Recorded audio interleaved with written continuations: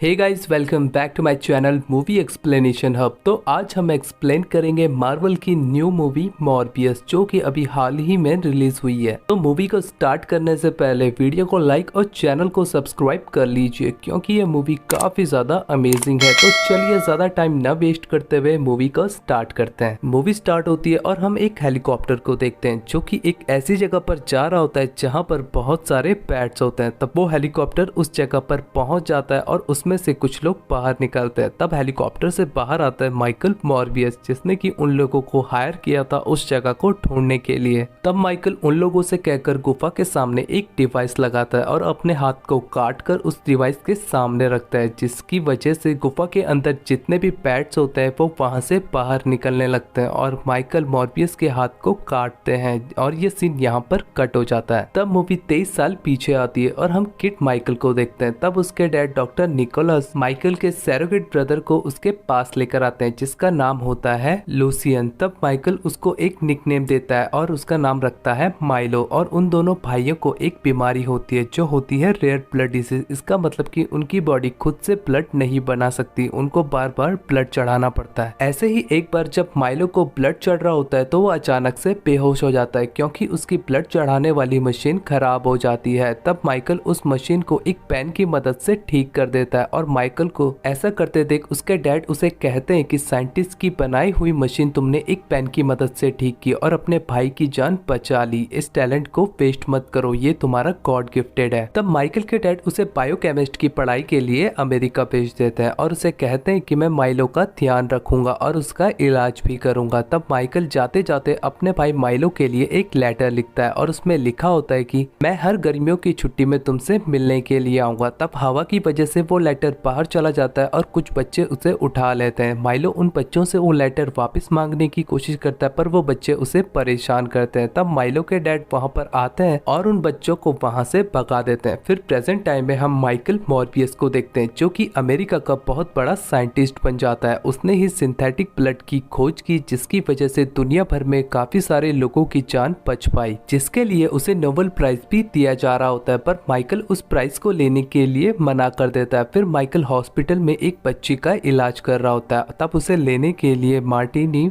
बॉनक्रॉफ्ट आती है, जो कि माइकल की कलीग और उसकी गर्लफ्रेंड भी होती है। तब माइकल अपनी लैब में पैट्स पर रिसर्च कर रहा होता है, क्योंकि उसका मानना था कि पैट्स में ही इस बीमारी को खत्म करने का इलाज है। तब वो उन पैट्स की मदद से एक सीरम बनाता है और एक चूहे के अंदर इंजेक्ट कर देता है। पर कुछ ही टाइम में वो चूहा भी मारा जाता है और माइकल का 117वां एक्सपेरिमेंट भी फेल हो जाता है। तभी एक नर्स आकर माइकल को बताती है कि उस बच्ची की हालत काफी ज्यादा खराब हो चुकी है। तब माइकल उस बच्ची के पास जाता है और उसे दवाई देता है। तभी मार्टिन देखती है कि जिस चूहे पर उन्होंने सीरम लगाया था वो चूहा जिंदा हो गया था। तब मॉर्बियस के अंदर एक उम्मीद जाग जाती है कि वो अपने जैसों का इलाज ढूंढ सकता है। तब माइकल माइलो से मिलने के लिए आता है और उसे बताता है कि वो एक इलीगल एक्सपेरिमेंट करने वाले हैं, जो कि काफी एक्सपेंसिव है, क्योंकि उन लोगों के पास काफी कम समय बचा हुआ था और ये उनका लास्ट चांस था। फिर अगले सीन में हम एक शिप को देखते हैं, जहाँ पर माइकल और मार्टिन अपना इलीगल एक्सपेरिमेंट कर रहे थे। जब माइकल ने अपना हाथ पैट से कटवाया तो उसके बाद वो अपना डीएनए और पैट का डीएनए मैच करता है, जो कि मैच हो जाता है। तब माइकल अपने डीएनए और पैट के डीएनए से एक अनऑफिशियल ब्लड बनाता है और ह्यूमन ट्रायल के लिए उसे खुद पर ही इंजेक्ट करवाता है। तब मार्टिन उसके हाथ पांव बांध देती है।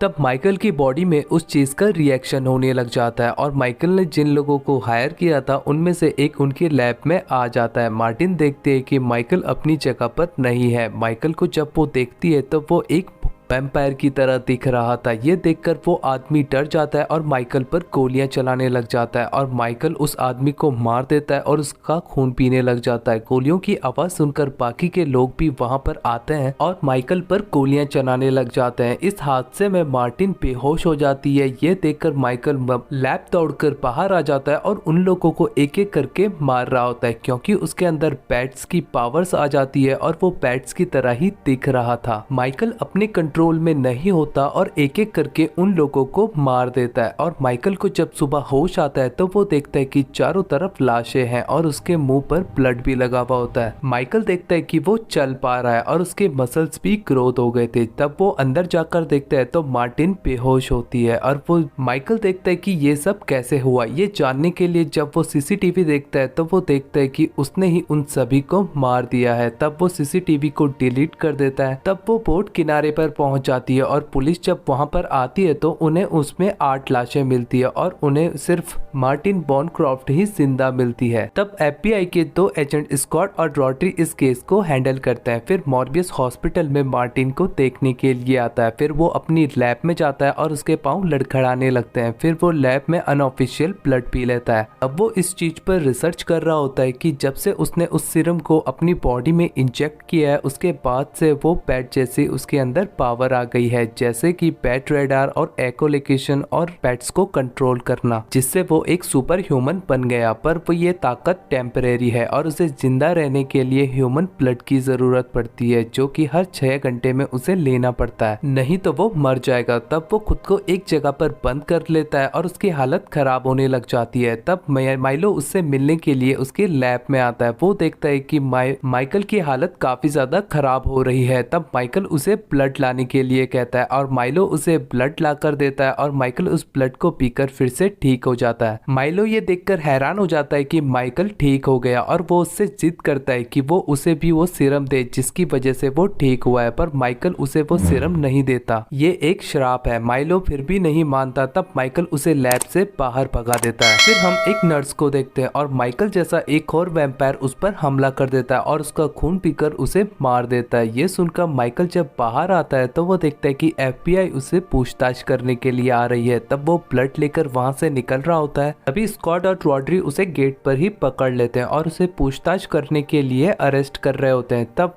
माइकल उन दोनों को धक्का देकर वहां से भाग जाता है और बिल्डिंग पर आ जाता है, जहां पर एफबीआई उसे पकड़ लेती है और उसे अरेस्ट करके पुलिस स्टेशन पर लेकर आती है। तब स्कॉट और रॉड्री माइकल से मर्डर्स के बारे में पूछताछ करते हैं, जब माइकल उन्हें कहता है कि इन मर्डर्स में मेरा कोई हाथ नहीं है। तब माइकल से जेल में मिलने के लिए माइलो आता है, जो कि उसके लिए ब्लड लेकर आया था और उस ब्लड को देखकर माइकल समझ जाता है कि वो सीरम माइलो ने भी ले लिया है। इस बात से वो काफी गुस्सा होता है और यहाँ पर हमें पता लगता है कि हॉस्पिटल में जिस वैम्पायर ने उस नर्स का खून किया वो असल में माइलो ही था। तब माइकल उस ब्लड को पीकर जेल तोड़कर भाग जाता है और अपनी पावर इको लोकेशन की मदद से माइलो को ढूंढ लेता है। और यहाँ पर हमें पता लगता है कि माइकल ने जो अनऑफिशियल ब्लड बनाया था माइलो ने उसको अपनी बॉडी में इंजेक्ट कर लिया था, जिसकी वजह से उसके अंदर भी पैट जैसी पावर आ गई थी। माइकल माइलो से कहता है कि मैं तुम्हें ठीक कर सकता हूँ, पर माइलो ठीक होना नहीं चाहता था क्योंकि उसे इन सब चीजों में मजा आने लग गया था। तब माइकल माइलो को पकड़ने की कोशिश करता है। तब वहाँ पर बहुत सारे पुलिस वाले आ जाते हैं जो कि माइलो को पकड़ने की कोशिश करते हैं। तब माइलो अपनी पावर्स की मदद से उन सभी पुलिस वालों को भी मार देता है और माइकल के साथ फाइट करने लग जाता है, जहाँ माइकल माइलो से फाइट करना नहीं चाहता था। तब माइकल को उसको उड़ने की पावर का पता लगता है और अपनी पावर की मदद से वो वहां से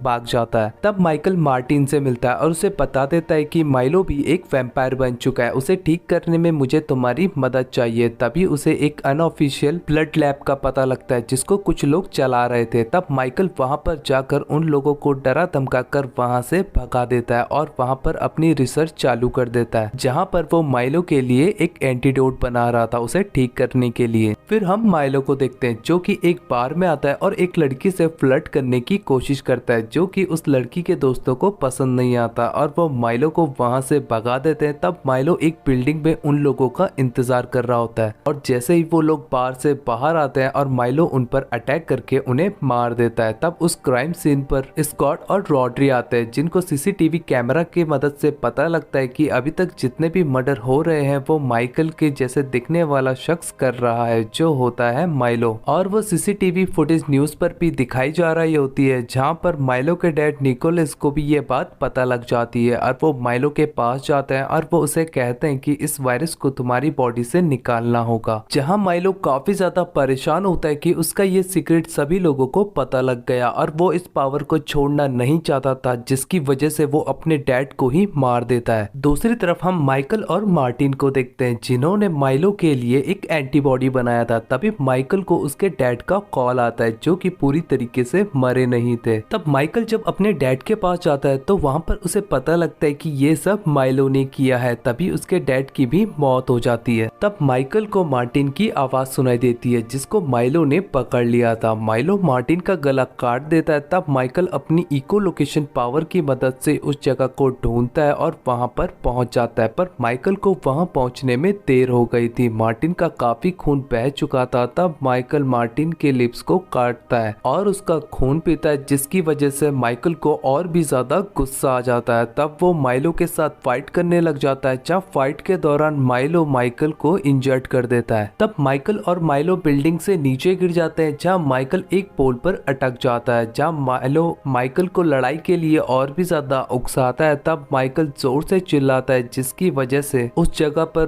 काफी वाइब्रेशन होने लगती है। माइलो को ये सब कुछ भी समझ में नहीं आता कि ये आखिर हो क्या रहा है। तभी वहाँ पर बहुत सारे पैट्स आ जाते हैं जो कि माइकल के कंट्रोल में होते हैं। तब माइलो एक रॉड उठाकर दोबारा माइकल पर अटैक करने के लिए कूदता है। तब माइकल सभी पैट्स को माइलो के ऊपर छोड़ देता है। तब माइकल माइलो की बॉडी में एंटीबॉडी इंजेक्ट कर देता है और माइलो फिर से नॉर्मल फॉर्म में आ जाता है, पर कुछ ही टाइम में माइलो की वहाँ पर मौत हो जाती है। तभी वहाँ पर पुलिस और FBI वाले पहुंच जाते हैं और माइकल बैट्स के बीच होता हुआ वहाँ से निकल जाता है और मार्टिन भी जिंदा हो गई थी और माइकल के काटने की वजह से वो भी एक वैम्पायर बन चुकी थी। और इस मूवी के पोस्ट क्रेडिट सीन में हम देखते हैं एड्रियन टून्स को, जो कि डॉक्टर स्ट्रेंज के स्पेल के कारण इस यूनिवर्स में आ गए थे और ये हमें स्पाइडरमैन होमकमिंग में एज अ विलन देख चुके हैं। तब एड्रियन टून्स पुलिस वालों को कन्फेस कर देता है कि ये सब जो कुछ भी हुआ है ये मेरी ही वजह से हुआ है। तब पुलिस वाले उसे अरेस्ट कर लेते हैं। फिर हम मूवी के एंड क्रेडिट सीन में माइकल को देखते हैं जो कि किसी से मिलने के लिए जा रहे होते हैं। तभी उनके सामने विंचर आता है जो कि स्पाइडरमैन होमकमिंग का